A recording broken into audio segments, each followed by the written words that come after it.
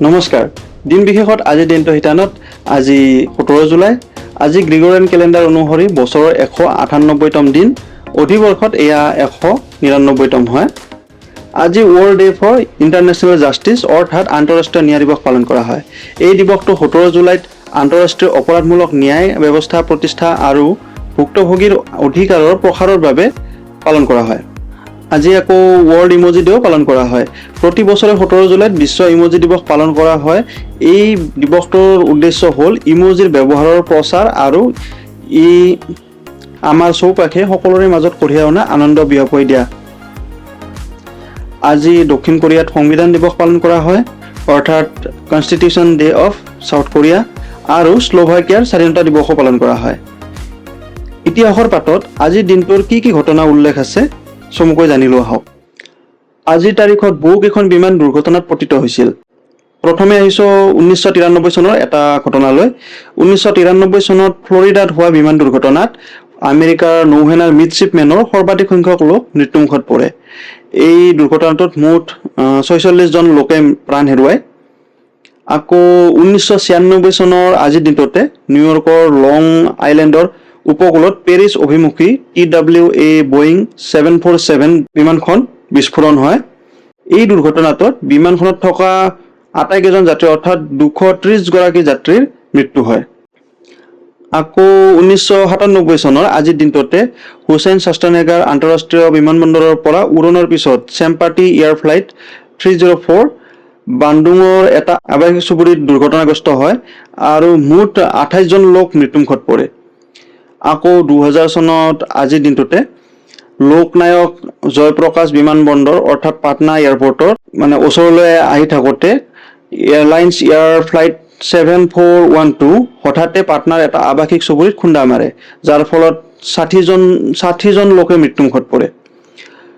2007 চনৰ আজিৰ দিনটোতে TAM এয়াৰলাইন্সৰ বিমান 3054 নামৰ এয়াৰবাছ A320 বিমানখন অতি বেগেৰে অৱতৰণ কৰি সাও পাউলং কংগনহাছ বিমানবন্দৰৰ ৰানৱেৰ শেষৰ ফালে থকা এটা গুদামত খুন্দা মাৰে যাৰ ফলত 199 জন যাত্ৰী মৃত্যুমুখত পৰে আকৌ আহিছো এটা বিমান দুৰ্ঘটনাৰ কথা ক'বলৈ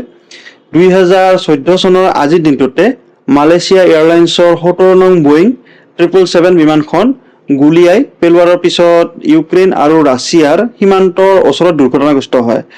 আৰু জাহাজত থকা 298 জন যাত্ৰীৰ আটাইকেইজনৰে মৃত্যু হয় আপুনি চাগে গম পালেই আজিৰ দিনটোত বহুকেইখন বিমান দুৰ্ঘটনাত পতিত হৈছিল এতিয়া আহিছো ভূমিকম্প তথা সুনামিৰ কথালৈ ইতিহাসৰ পাতত আজিৰ দিনটোতো ভূমিকম্প তথা সুনামিৰ কথা উল্লেখ আছে 1998 চনৰ আজিৰ দিনটোতে পাপুয়া নিউগিনিত ৰিক্টাৰ স্কেলত 7.0 প্ৰাবল্যৰ এটা ভূমিকম্পৰ ফলত সুনামি সৃষ্টি হয় আৰু এই সুনামিত পাপুয়া নিউগিনিৰ 10খন গাঁও ধ্বংস হয় আৰু মুঠ 2700 জন লোকৰ মৃত্যু হয় লগতে কেইবা হাজাৰ লোক আহত হয় আকৌ 2006 চনৰ আজিৰ দিনটোতে ইণ্ডোনেছিয়াৰ জাভা দ্বীপত 7.7 ৰিক্টাৰ স্কেলৰ এটা ভূমিকম্পৰ ফলত পাংগান্দাৰন সুনামি সৃষ্টি হয় যাৰ ফলত 668 জন লোকৰ মৃত্যু হয় আৰু 9000ৰো অধিক লোক আহত হয় এতিয়া আহিছো এটা ভাল কথা ক'বলৈ 1902 চনৰ আজিৰ দিনটোতে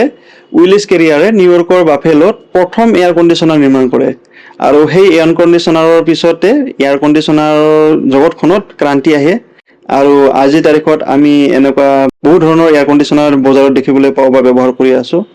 আৰু এই যুগৰ আৰম্ভণি আজিৰ তাৰিখত 1902 চনতে হৈছিল এনেকুৱা ধৰণৰ ইনফৰমেটিভ ভিডিও পাই থাকিবলৈ আমাৰ চেনেলটো সাবস্ক্ৰাইব কৰি ল'ব লগতে এই ভিডিওটো যদি ভাল পাইছে তেন্তে এটা লাইক কৰি দিব আৰু লগ বন্ধুসকলৰ মাজত শ্বেয়াৰ কৰি দিলে আকৌ আমি ভাল পাম আৰু এনেকুৱা ধৰণৰ ভিডিও সদায় পাই থাকিবলৈ আপুনি বেল আইকনটো দবাই দিব যাতে নটিফিকেশনবোৰ পাই থাকে আৰু মোৰ ভিডিও সদায় আপুনি চাবলৈ পিছ পৰি নাথাকে এতিয়ালৈ আহো ধন্যবাদ